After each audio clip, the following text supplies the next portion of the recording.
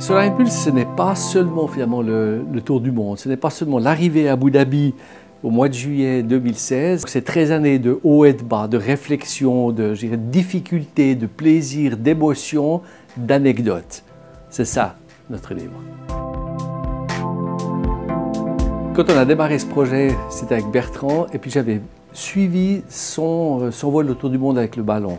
J'avais lu son bouquin, et je savais que finalement, que l'on réussisse ou que l'on réussisse peut-être pas, parce que c'est aussi intéressant de parler des échecs. On allait écrire un livre. Et c'est vrai que j'ai commencé, je ne prends jamais de notes, j'ai commencé pour la première fois à prendre des notes sur tout ce qui se passait.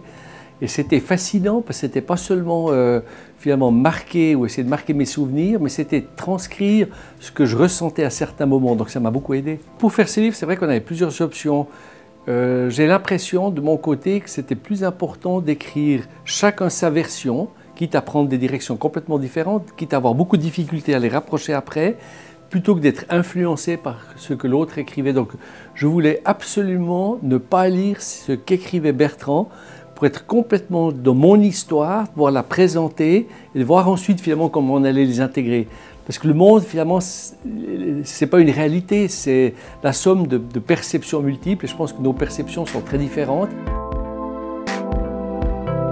Alors ça a été Saint-Exupéry, ça a été toute l'aventure de l'Aéropostale, ça a été Klosterman, je crois que c'était l'as de la Deuxième Guerre mondiale. Donc c'est tous ces gens qui ont vécu, fait l'aviation qu'on connaît aujourd'hui. Moi qui connaissais le Japon parce que j'y étais allé, j'étais encore plus surpris par la différence qu'ils ont en fait dans la manière d'approcher le monde, d'approcher ce qui se passe et le peu de flexibilité qu'ils pouvaient avoir par rapport à nous.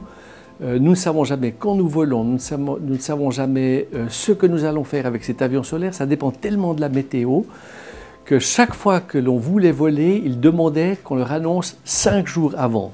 Donc on leur a annoncé finalement chaque jour qu'on allait voler et après ils étaient étonnés qu'on change d'avis si souvent. Donc c'était un monde tellement plein de contradictions qu'on a eu beaucoup de peine à fonctionner ensemble. Donc dans ce livre, une partie on va pouvoir les partager et puis de l'autre il y en a tellement eu que ça va peut-être faire l'objet d'annexes ou peut-être d'autres conférences ou d'autres discussions.